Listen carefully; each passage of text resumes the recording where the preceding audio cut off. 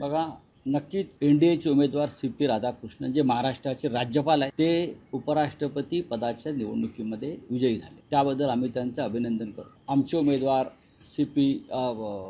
बी सुदर्शन रेड्डी यांनी निवडणूक अत्यंत चांगल्या पद्धतीने त्यांनी निवडणूक लढले. विरोधी पक्षाची एकजूट दिसली. जगदीप धनखड यांना मिळालेली मतं तेव्हा 75%, बरं, आणि आता राधाकृष्णन यांना मिळालेली मतं यात प्रचंड तफावत आहे. आमच्या उमेदवारांना 300 मतं मिळाली. आमची साधारण 314ची ताकद होती. समस्त विरोधी पक्ष 314, 15 मतं अवैध ठरवली आणि ती मतं इंडिया आघाडीला मिळणारी होती हे स्पष्ट झालं. ती मतं इंडिया आघाडीला मिळणारी होती, पण शेवटी निवडणूक निर्णय अधिकारी जे असतात ते कोणाचे असतात हे आपल्याला माहिती आहे. जसं महाराष्ट्रातल्या विधानसभा लोकसभा निवडणुकीत झालं तसं तिकडे होऊ शकतं. ही 15 मतं, त्या 15 मतांवरची जी खूण होती ती इंडिया आघाडीचे उमेदवार सुदर्शन रेड्डी यांच्यासमोर केलेली खूण होती आणि ती मतं अवैध ठरवली काही कारण. त्यानंतर आता आपण म्हणता की क्रॉस शूटिंग झालंय, 10-12 काय असेल ते झालं असेल. साधारण त्याच्या हातात सत्ता आहे, प्रचंड ताकद आहे, पैसे आहेत. त्यांना फक्त 10 मतं तिकडे तिकडे करता आली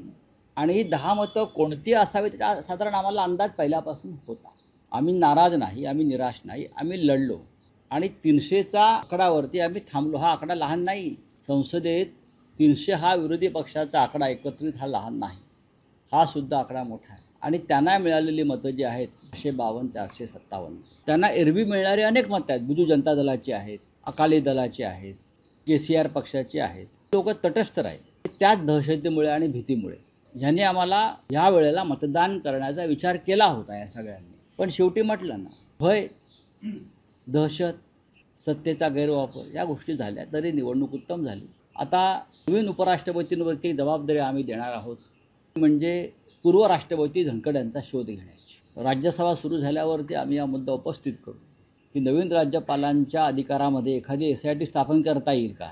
कहाँ गए पूर्व उपराष्ट्रपती म्हटलं ते आता हरियाणातल्या एखाद्या फार्म हाऊसवर आहेत, अन्य आहेत. जोपर्यंत त्यांचं सार्वजनिक दर्शन होत नाही आणि इतके दिवस त्यांना कुठे डांबून ठेवलं होतं ते स्पष्ट होत नाही तोपर्यंत ते गायब आहेत असंच आम्ही गृहीत धरतो. संविधानाचं रक्षण करण्यासाठीच नवीन उपराष्ट्रपती जर आले असतील तर आपले पूर्व उपराष्ट्रपतींचं काय झालं हे राज्यसभेला माहिती देण्याचं काम, त्यांची जबाबदारी त्यांची आहे.